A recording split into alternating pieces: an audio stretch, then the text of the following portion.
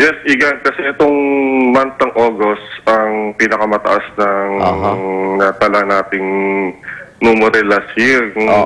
Kung titignan mo yung datos natin last year, 60% ng cases of total cases ng last year ay natala nung month of July, August, and September. Naku, sige. Konting pagbabantay at maglinis pa rin ng kapaligiran. Doc, maraming salamat. Maraming salamat, Igan. Dr. Rolly Cruz po, City Epidemiologist ng Quezon City Health Department.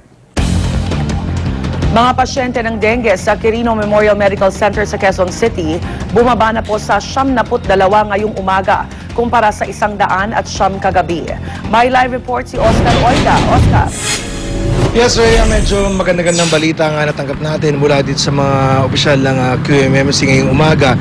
Matapos nilang sabihin na medyo bumaba ang bilang kanilang mga dengue patients kung ikukumpara ng mga nakaraang araw. Dito kasi mga nakaraang araw, nag-average sila at least 30 pasyente ng dengue sa isang araw. Pero sa buong magdamag daw, Rhea, ay umabot lamang sila sa 14 ang naisugod dito for the past 24 hours. Kaya nga kagabi, kung kagabi mga bandang 6 p.m. ay bumaba na ito ng 109, ngayong umaga ay nasa 92 na lamang ang mga pasyente na may dengue dito sa kanilang pedja ward. At sa buong magdamag ay, Rhea, walang casualty na itala dito sa QMMC, bagay na lubusan mga ikinatuwa ng mga medical staff ng naturang ospital. Ayon pa kay Maylin Mangalindian, senior nurse ng QMMC, naniniwala sila na nagiging epektibo na o gumagana na yung information dissemination na isinasagawa ng kampanya ng DOH. Panalangin nila sana raw ay patuloy na bumaba ang bilang ng mga dengue, bagamat kung pagbabasihan natin yung history ng bansa, kahit mga panahon talaga na uso ang mga kaso ng dengue. Patuloy naman daw nilang ginagawa ang kanilang mga trabaho at patuloy ang kanilang paghingi ng tulong para nga matugunan ang mga pangangailangan ng mga may pasyente may kaso ng dengue dito sa Quirino Memorial Medical Center. Rhea? Maraming salamat, Oscar Oida, nagulat live mula sa Quezon City. Sa ibang balita, 3 suspect sa pamamaslang ng isang babae at isang lalaki sa Norzagaray, Bulacan, pinaghahanap na ng mga otoridad. Natukoy ang mga nasa likod ng krimen kasunod ng paglantad ng isang testigo. Narito ang report ni Susan Enriquez. Sa paglutang ng saksing ito, natukoy na ng mga pulis ang mga suspect sa pagpatay kina Reynaldo Foliosco at Chairman Santos ng mga katawin na tagpuan sa masukal na bahagi ng Norzagaray, Bulacan.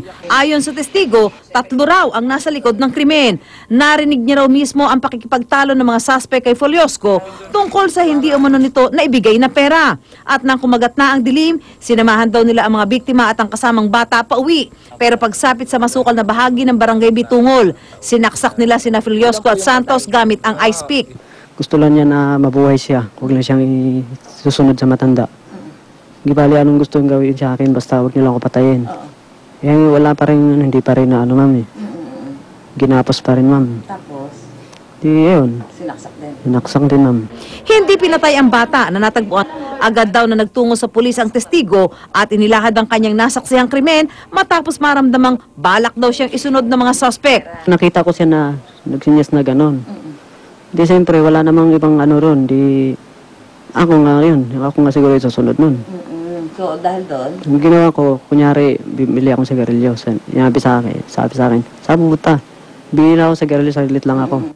Sa ngayon, ayaw munang kilalanin ng pulis ang mga suspect dahil patuloy pa ang pagtugi sa mga ito. Na-identify na namin through doon sa isang witness namin yung identity ng mga suspects.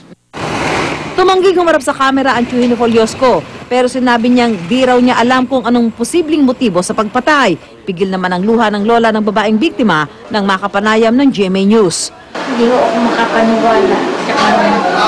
Hindi talaga umatanggap din sarili ko na hanggang ngayon wala naman akong balita kung bakit nakarating yung doon. Ang bata naman, bagamat sinusundo na ng kanyang mga kaanak, ay mananatili raw muna sa kustudiya ng social welfare hanggat hindi natitiyak na siya'y nakarecover na sa trauma. Para sa unang balita, Susan Enriquez, reporting. Isa sa mga suspect sa pagpasabog sa convoy ni Maguindanao Governor Toto Magudadato sa Takurong, Sultan Kudarat. Hawak na ng mga otoridad. Sinampahan na rin ang suspect ng reklamong multiple murder at multiple frustrated murder. Darito ang report ni Jiggy Manikad. Siya si Datu Karim Masdal alias Alibara Masdal, ang umano'y nagparada ng Kia Avelia na pinasabog kasabay ng pagdaan ng convoy ni Maguindanao Governor Toto Mangudadatu nitong Lunes. Bagamat ngayon lang nakuna ng media, nahuli raw ang 33 taong gulang na si Masdal kalahating oras lang matapos ang pagsabog. Ang driver kasi ng pinara niyang tricycle para tumakas, inihatid siya sa lugar na may mga pulis. Tumakbo pa raw si Masdal pero nahuli rin. According sa aming witness, na nakita niya talaga na before the explosion, bumaba itong si Karim Masdal from the Kia Avila, naglakad across the street, bumili ng sigarilyo at sumakay sa kanyang tricycle. Sinabihan itong si Karim Masdal, yung tricycle driver, na pakyawin na kita, umalis na tayo. Kung pagbabasihan ng kwento ng saksi, posible raw na si Masdal rin ang nag-detonate ng bomba ayon sa pulisya. Pero itinanggi ni Masdal ang paratang. Napansin ng tricycle driver na may hawak-hawak siyang cellphone before and after the explosion. Possible po na. Possible na siya yung nag-detonate noon. Ang pagkakadescribe ng witness is tinitignan niya itong ating suspect na si Karim Masdal na bago pumutok o nag-explode, hinawakan itong si Karim at Masdal ang dalawa niyang tainga. As if expecting na puputok na at any time. Tuloy sir, bibili po ako ng yung tarok, yung malaking isda. Tapos bigla po nangyari yung nangyari. Siyempre nagsitakbuhan po yung mga tao. So sumabay na ako sa kanila tumakbo. Pagkatapos nun, ako yung nahuli ng mga pulis. Pinagpintangan ako daw yung may kagagawan. Pero hindi po talaga sir. Sinampahan na si Masdal ng reklamong double murder at multiple frustrated murder. Katulad ng isinampa kay J.R. Reyes, ang bumili umano ng Kia Avelia mula sa isang taxi operator sa Davao. Gayunman, posible raw na hindi totoong pangalan ang ginamit ito nang bili ng kotse. Ayon kay Acting PNP Chief Deputy Director General Nicanor Bartolome, wala raw kasing ganung pangalan sa record sa mga ahensya ng gobyerno. Ang malinaw sa ngayon, ayon sa liderato ng PNP, si Maguindanao Governor Mangudadatu raw talaga ang target ng pambobomba. Para sa unang balita, Jiggy Manicad reporting. Sa iba pa ring balita, US President Barack Obama nanawagan na para sa pagbibitiw ni Syrian President Bashar al-Assad sa gitna ng kaguluhan sa kanilang bansa. Tuloy naman ang pag-iikot ng Quick Response Team ng Department of Foreign Affairs para hikayatin ang mga Pilipino na umuwi na sa Pilipinas. Narito ang report. Ilang OFW na sa Syria ang nakipag-ugnayan sa Quick Response Team ng Pilipinas para magpatulong na makuwi sa gitna ng gulo roon.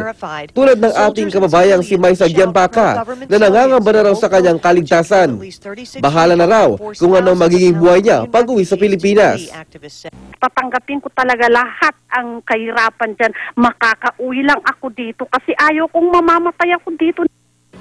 Patuloy ang pag-ikot ng Quick Response Team sa ilang lugar sa Syria, kabilang ng Homs at Latakia na siyang sentro ng kaguluhan.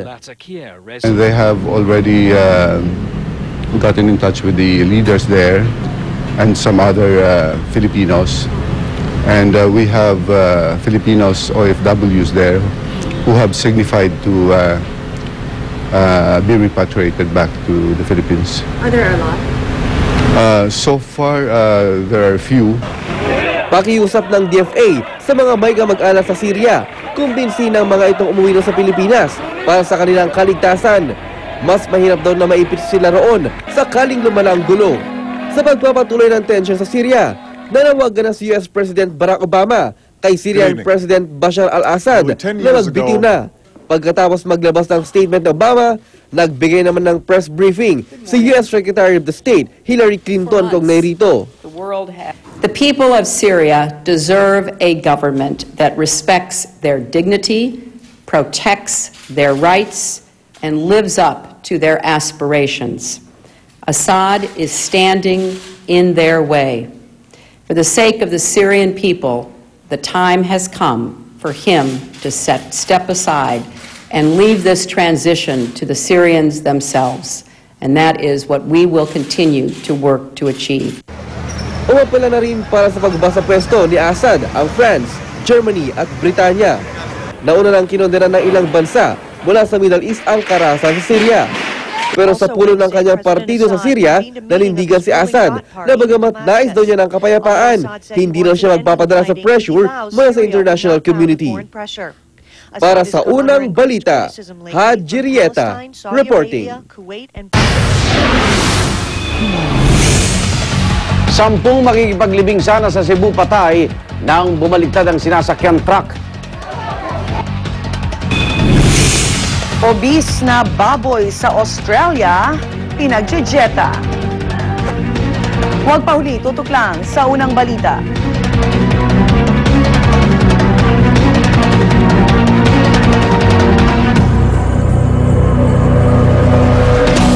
Ang unang hirit at tusaran, kakampi nyo laban sa sakit. Araw-araw may mga neurons na humihina at nasisira. Pag di naagapan, pumupuro ang memorya. Pag Memo Plus Gold, nakatutulong sa kalusugan ng brain neurons at sa pangangalaga ng memorya. Take Memo Plus Gold, lamang ang may good memory. Scrambled itlog, i-magic log.